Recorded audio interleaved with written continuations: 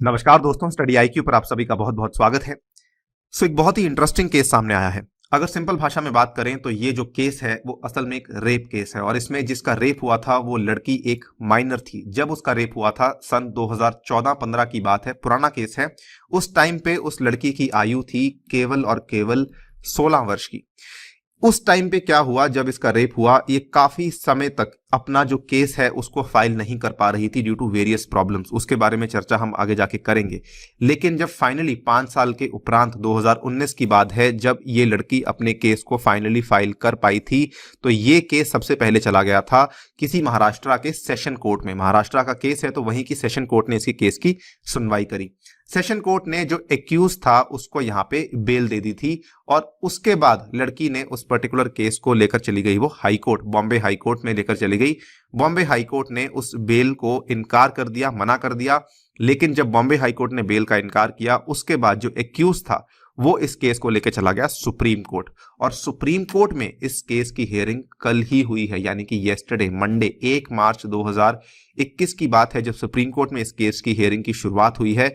और सबसे पहली चीज जो सुप्रीम कोर्ट में हमारे CJI, chief justice of India, मुख्य न्यायाधीश हैं, उन्होंने सबसे पहली चीज यहां पे इनसे पूछी, एक्यूज से पूछी कि विल यू मैरी हर, क्या आप इस रेप विक्टिम से शादी करने को तैयार हैं। ये काफी इंटरेस्टिंग है। यहां पर लग रहा है कि सुप्रीम कोर्ट शायद एक नया प्रेसिडेंट सेट करना चाहती है। यहां पर लग रहा है कि सुप्रीम कोर्ट एक तरह का नया रूल बनाना चाहती है कि अगर आप अपने रेप विक्टिम से, मान लीजिए आप उससे विवाह कर लेते हैं, शादी कर लेते हैं, तो उस केस में आप प्रोसिक्यूशन से बच सकते हैं। ये एक बहुत बड़ा सवाल है। सुप्रीम कोर्ट ने अभी तक केवल कुछ सवाल पूछे हैं, उन सवालों का जवाब नहीं दिया है, कोई एग्जैक्टली रूलिंग पेश नहीं करी है। सुनवाई की शुरुआत हुई है। हम भी उन्हीं सवालों की चर्चा आपके साथ करेंगे। वी आर नॉट सेइंग कि हम आपको यहाँ पे कोई जवाब प्रोवाइड कर देंगे, लेकिन ये डिस्कशन करना काफी इंपॉर्टेंट है, केस को समझना काफी इंपॉर्टेंट है। एंड ऑल्सो यहाँ पे सुप्रीम कोर्ट ने बेसिकली क्या कहा है एग्जैक्टली उसके बारे में समझना भी काफी इंपॉर्टेंट है आपके एग्जामिनेशन पॉइंट ऑफ व्यू से। सो चलिए स्टार्ट करते हैं, सभी चीजों को समझेंगे। मेरा नाम है अनिरुद्ध। यदि आप लोग इस लेक्चर की PDF को डाउनलोड करना चाहते हैं तो मेरे टेलीग्राम चैनल से कर सकते हैं। इसके अलावा सोशल मीडिया पे भी आप मेरे साथ जुड़ सकते हैं। कोई भी आपको डाउट या क्वेरी है तो मुझसे इंस्टाग्राम पे पूछ सकते हैं। स्टडी IQ ऐप को डाउनलोड कर सकते हैं from the Google play store और ऐप पे आपकी UPSC परीक्षा की तैयारी को आसान करने के लिए we have launched a history course. इस कोर्स में हमने UPSC और स्टेट PCS को टारगेट किया है, जिसमें हमने हिस्ट्री को completely question and answer format के माध्यम से कवर किया है। तो यदि आप तैयारी कर रहे हैं, इस कोर्स को परचेज कर सकते हैं। This course is very moderately priced eight 999। तो आप इसको अगर बाय करना चाहते हैं, जल्दी से ऐप को डाउनलोड कीजिए और इस कोर्स को परचेज कीजिए। राइट, तो शुरुआत करते हैं। देखिए, जो FIR फाइल हुई थी, जो यहाँ पे जिसके खिलाफ FIR फाइल हुई है, उसका नाम है मोहित सुभाष चवन। तो हम उसको मोहित के नाम से रेफर कर रहे हैं। FIR was launched in 2019। इसके खिलाफ बेसिकली 2 तरह के कानूनों के अंतर्गत सेक्शंस लगाए गए थे। सबसे पहले तो IPC के अंतर्गत जो सबसे इंपॉर्टेंट सेक्शन होता है 376, जो कि रेप का कानून है। उसके बाद 417, 506 ये भी लगाए गए थे। इसके बाद जो पॉक्सो कानून है ये भी यहाँ पे लागू होता है, क्योंकि मैंने आपको बताया जिस लड़की का रेप हुआ था वो असल में उस टाइम पे माइनर थी, तो इसीलिए सेक्शन नंबर 4 और सेक्शन नंबर 12 पॉक्सो एक्ट का भी इसके ऊपर लगाया गया था। अब पूरी की पूरी कहानी और टाइमलाइन को समझ लीजिए। गर्ल, जो लड़की है यहाँ पे, जो रेप की विक्टिम है, उसने सबसे पहले कहा कि ये बात 2014-15 की है। उस समय उसकी आयु 16 साल की थी और उस समय वो 9वीं कक्षा में पढ़ती थी। ठीक है, जब वो पढ़ रही थी उस टाइम पे ये लड़का यानी कि मोहित उसका पीछा किया करता था। The accused used to stalk her. ठीक है, लेकिन कहीं ना कहीं ये दोनों एक दूसरे को जानते थे, क्योंकि ये डिस्टेंट रिलेटिव्स भी थे। तो इसीलिए मोहित कई बार इनके घर भी आता जाता रहता था। He used to keep coming to her house as well.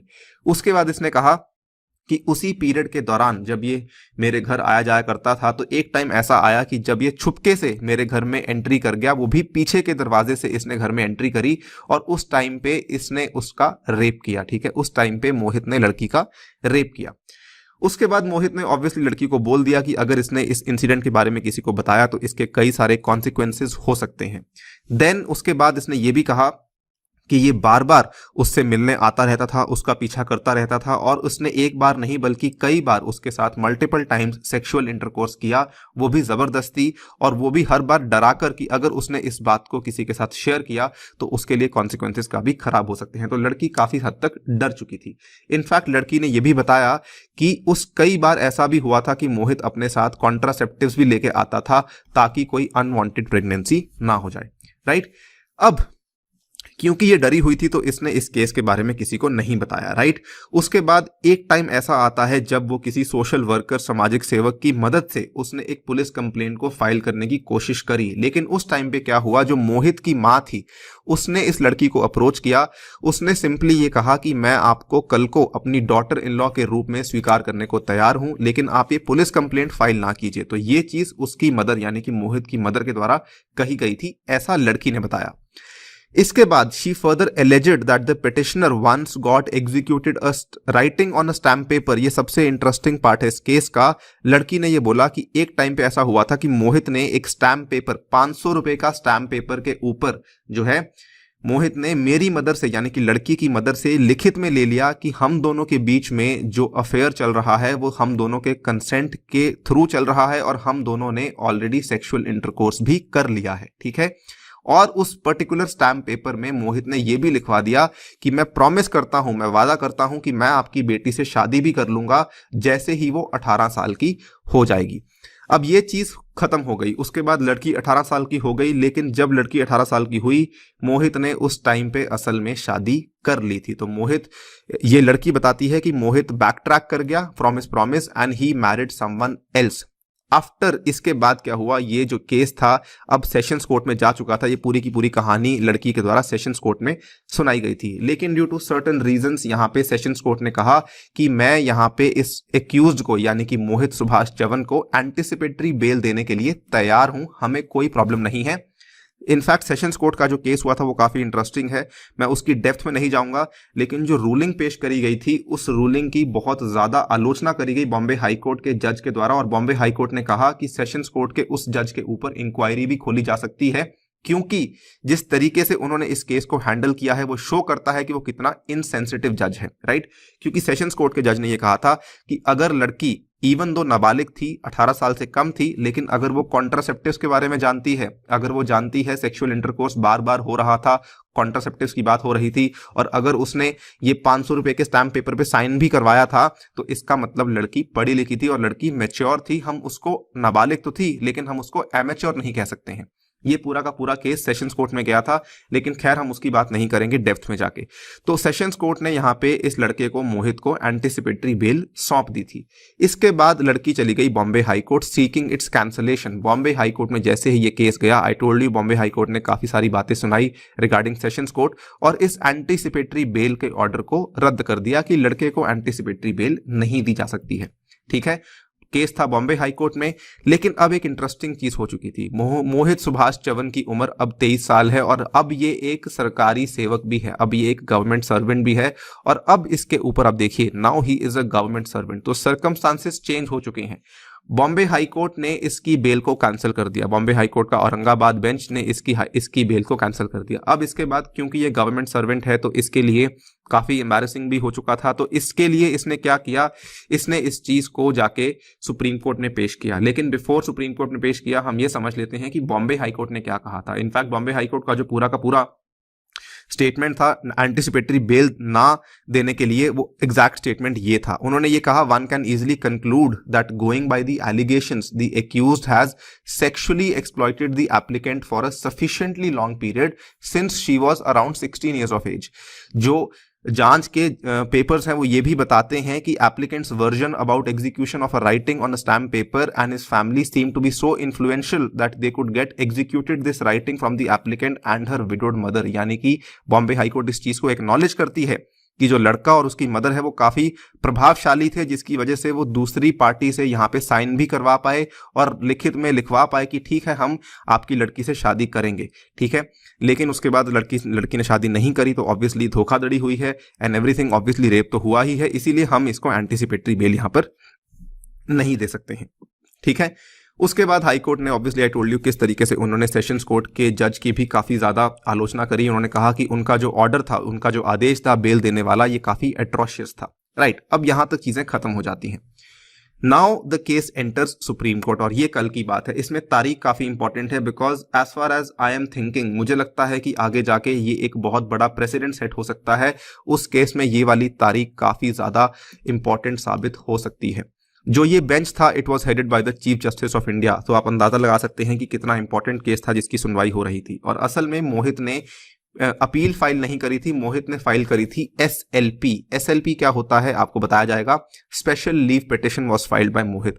तो एसएलपी क्या है? ये असल में संवैधानिक प्रावधान है जो कि हमारे अनुच्छेद नंबर 136 से सामने आता है ऑफ द कॉन्स्टिट्यूशन। तो एसएलपी का सबसे पहले तो एक कंफ्यूजन कई सारे बच्चों को होता है, बताना चाहूंगा। इसको लेके कई बार सवाल भी आ चुका है यूपीएससी में कि SLP basically stands for special leave petition. तो ये कोई अपील नहीं होती। एसएलपी ये केवल पिटिशन होता है कि मैं आपके लिए आपके सामने पिटिशन फाइल कर रहा हूं कि मुझे अपील करने का मौका दिया जाए। ठीक है, तो SLP is a petition seeking special permission from the supreme court to appeal against a judgment passed in any of the lower courts. Supreme court की मर्जी है, सुप्रीम कोर्ट का डिस्क्रेशन है कि वो एसएलपी को एंटरटेन करती है या नहीं करती है। अगर सुप्रीम कोर्ट एसएलपी को एंटरटेन कर लेती है, उस केस में फिर वो अपील दर्ज की जा सकती है। तो इस केस में सुप्रीम कोर्ट ने एसएलपी को एंटरटेन किया और इसीलिए ये पूरी की पूरी जो केस था अब वो सुप्रीम कोर्ट में पहुंच चुका था। राइट, अब 1 मार्च 2021 को क्या होता है? सीजेआई एसए बोबडे यानी कि जो हमारे मुख्य न्यायाधीश हैं, उन्होंने सबसे पहले सवाल पूछा पिटिशनर के लॉयर से, यानी कि मोहित के लॉयर से पूछा कि विल यू मैरी हर, कि क्या आपका क्लाइंट उस पर्टिकुलर रेप विक्टिम से शादी करने के लिए तैयार है? इसको लेकर कोई जवाब नहीं दिया गया। जो एडवोकेट आनंद दिलीप लांगड़े, इन्होंने कहा कि I will take instructions. The lawyer submitted that his client was a government servant who will be suspended from service if arrested in the case. Now इस चीज का जवाब लॉयर ने नहीं दिया, इस चीज का जवाब जो क्लाइंट था यानी कि जो मोहित सुभाष चवन है उसने भी नहीं दिया। ठीक है, तो इन्होंने कहा कि मैं आपके इंस्ट्रक्शंस लेने को तैयार हूं। इसके बाद जो हमारे सीजीआई थे उन्होंने फर्दर एक और स्टेटमेंट दिया, you should have thought before seducing and raping the young girl, you know you are a government servant। क्योंकि ये गवर्नमेंट सर्वेंट जो है, इसके ऊपर आज सबसे बड़ी प्रॉब्लम क्या है कि ये अपनी सर्विस से निलंबित कर दिया जाएगा, सस्पेंड कर दिया जाएगा अगर इसको अरेस्ट कर लिया इस पर्टिकुलर केस में। तो ये सवाल यहीं पे अनआंसर्ड छूट जाता है जो कि इनसे पूछा गया था। उसके बाद सीजीआई ने फिर से कुछ चीजें ऐड करी। इन्होंने कहा कि हम आपको फोर्स नहीं कर रहे हैं, हम आपको दबाव में नहीं डाल रहे हैं कि आपको शादी करनी है। Let us know if you will, otherwise you will say we are forcing you to marry. ठीक है, कि अगर आपको करनी है तो बता दीजिए, नहीं करनी है तो भी बता दीजिए, हम अकॉर्डिंगली चीज को आगे बढ़ाएंगे। इसके बाद क्या हुआ, सुप्रीम कोर्ट ने, आपको मालूम होगा कई सारे केसेस चल रहे होते हैं, ब्रेक हुई, कुछ केसेस के बाद दोबारा इस केस की सुनवाई हुई। उस टाइम पे लॉयर ने कहा कि मैरिज तो जी अब पॉसिबल नहीं है बिकॉज जो ये हमारा क्लाइंट है, जो मोहित सुभाष चवन है, ये ऑलरेडी किसी और से शादीशुदा है, ऑलरेडी किसी और से शादी कर चुका है। ठीक है, और लॉयर ने यह भी कहा कि ये लड़का पहले उस लड़की से शादी करने के लिए तैयार था बट उसने मना कर दिया। तो ऑब्वियसली ये अपने आप को डिफेंड करने की कोशिश कर रहे हैं कि शी रिफ्यूज, जबकि हम पहले कहानी देख चुके हैं। लड़की का वर्जन ये कहता है कि लड़के ने शादी कहीं और कर ली, वो तो करने को तैयार थी। राइट, तो ये कहानी अगेन कई सारे सवाल हैं जो अभी भी आंसर नहीं हुए हैं। लेकिन सबसे इंपॉर्टेंट चीज क्या हुई कि इस पर्टिकुलर इंसान को, मोहित सुभाष चवन को, यहाँ पे सिंपली इन्होंने ये बोल दिया बेंच ने, क्योंकि बेंच में 2 और जस्टिस भी थे which include justice A S Bopanna and justice Ramasubramanian. दोनों ने कहा सबसे पहले तो we are giving you the liberty to seek regular bail, और सेकेंडली हम आपको प्रोटेक्शन देते हैं हिरासत से फॉर 4 वीक्स। ये चीज काफी ज्यादा शॉकिंग लगी पर्टिकुलरली मुझे भी कि एग्जैक्टली यहाँ पे बेल का प्रावधान क्यों दिया गया और इस पर्टिकुलर इंसान को अरेस्ट से प्रोटेक्शन क्यों दिया गया। खैर, असल में ये तो था पूरा का पूरा केस। जो कई सारे सवाल जो कि अभी भी अनआंसर्ड बच जाते हैं, सबसे पहले तो यही वाला सवाल कि why did the SC grant provision for regular bell, why did the SC grant protection from arrest for 4 weeks. जब एससी ने स्पेशल लीव पिटिशन को जो है मान लिया है, बॉम्बे हाई कोर्ट ने कितनी कन्विक्शन के साथ कहा कि कुछ ना कुछ धोखाधड़ी हुई है, कुछ ना कुछ इशू हुआ है, जो कि यहाँ पे मोहित चवन को इन्होंने आरोपी को दोषी भी पाया था एक तरीके से। तो यहां पर सुप्रीम कोर्ट ने रेगुलर बेल क्यों दी? खैर, ये सवाल सर्कमस्टांशियल हैं जिनका जवाब आपको कुछ ही दिनों में मिल जाएगा। लेकिन जो बड़ा सवाल ये आता है what was the supreme court doing जब वो ये पूछ रही थी कि विल यू मैरी हर? क्या सुप्रीम कोर्ट एक नया प्रेसिडेंट सेट करना चाहती है? क्या सुप्रीम कोर्ट ये कहना चाहती है कि अगर आप अपने रेप विक्टिम से शादी कर लेते हैं तो कल को आप प्रोसिक्यूशन यानी कि कोर्ट कचहरी के चक्रों से बच सकते हैं, आपके ऊपर आईपीसी का कोई कानून लागू नहीं होता? अगर ऐसा है तो ये भारत में एक बहुत बड़ा लैंडमार्क जजमेंट साबित हो सकता है। बिकॉज अभी तक क्या है, हमारे कंट्री में मैरिटल रेप के जो केसेस हैं उसको लेकर भी क्लैरिटी सामने नहीं आई है कि एग्जैक्टली मैरिटल रेप को हम किसी भी कानून के अंतर्गत रेप नहीं मानते हैं, क्योंकि अभी तक कोई कानून आया ही नहीं है। तो इस केस में सुप्रीम कोर्ट क्या कहना चाहती है कि आप रेप कर लीजिए और उसके बाद आप यहां से बच सकते हैं, बट उस केस में ऐसे तो बहुत सारी लड़कियों का रेप हो सकता है, right? And in that case obviously ये भी तो सोचिए आप कि लड़कियों का जब रेप हो जाएगा तो उस केस में मान लीजिए कल को लड़का कहीं और शादी कर लेगा, उस केस में क्या होगा? तो this is something which is very very tricky, जो कि एग्जैक्टली इस केस में भी हुआ है।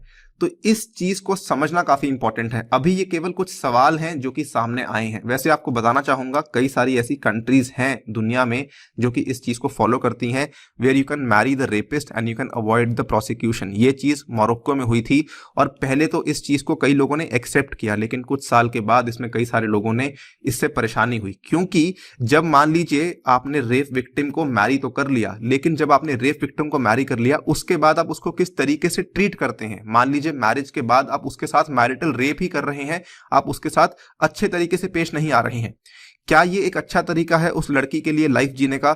ये सवाल जब मोरक्को में कुछ साल के बाद उठाया गया तो ये भी देखिए, ये 2014 की न्यूज है, जब मोरक्को में पहले तो इस रेप लॉ को अमेंड कर दिया गया कि ठीक है आप अपने रेपिस्ट को मैरी कर सकते हैं।